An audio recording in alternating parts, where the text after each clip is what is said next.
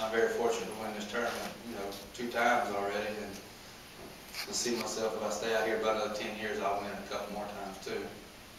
But I think that's just mostly, I think they recognize me as a personality person.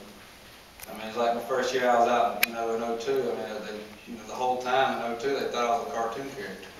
I mean, that's every newsletter, every time I did our interview is, hey, boo boo, and how'd you get your name through cartoons, and this and that. And so, I mean, it's just more, I think the tour needs me in the fact of my personality, that I'm open and, I'll say some things that, it might be wrong. It ain't going to be, politically correct, but I'm going to say them because that's the only way I know how to say them.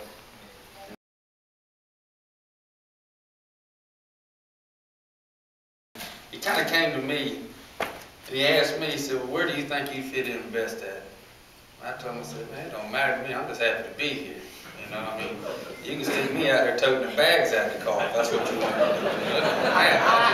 I just want to be a part of something, and I'm happy to be a part of something.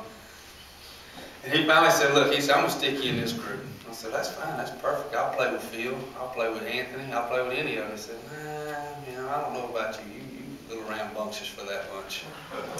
So I said, stick me where you want to stick me, And then finally he ended up sticking me with J.B. Holmes, Jim Furyk, and Kenny Perry, and they started calling us the redneck quad, So I got to ask Jim, I said, how'd you become a redneck? How'd you get in this? He said, I don't know, but it feels pretty good to be a part of a redneck clan.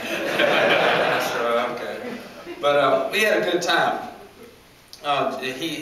Paul actually, he did a lot of work. I mean, he put a lot of thinking into how he set us up, how the golf course was going to set up. I mean, there's one hole out there, JB was like, man, I just can't hit it over this one tree. I can't hit it over this corner of this tree. And Paul said, well, what you want me to do? What you want me to do? He said, man, if you could just cut that one limb. He said, done. They went and got a lift. Went out there with a chainsaw. Cut the whole tree down. They cut it down for him. Just for JB so he can hit it.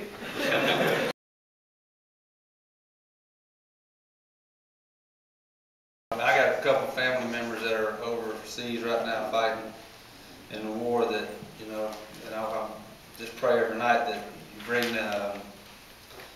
them all back. Everybody. Not just mine, but everybody. That's a tough situation for me. And then for the guys, last year I think was the first year here when we got hooked up with it. And then we got talking with Mark Siegel, the guy that kind of oversees the shirt, just whatever Firethorn stuff, and we got to talking, and he said, this would be an awesome project right here to get this going and see if we can raise money for the vets that come back that are hurt, the wounded warriors. And he asked me if I'd be objected to it, and I said, man, I loved it. Why wouldn't I? So if there's any way that this coming up year that I'm gonna have green shirts on just like y'all are, I mean that's what I'm gonna wear. And I got it on the sleeve of my shirt right here for the Wounded Warriors. And then I think for every birdie I make, kind of like the same thing BJ does with the money that he gives back to the St. Jude's and stuff, I'm going to do the same thing to give money to the Wounded Warriors.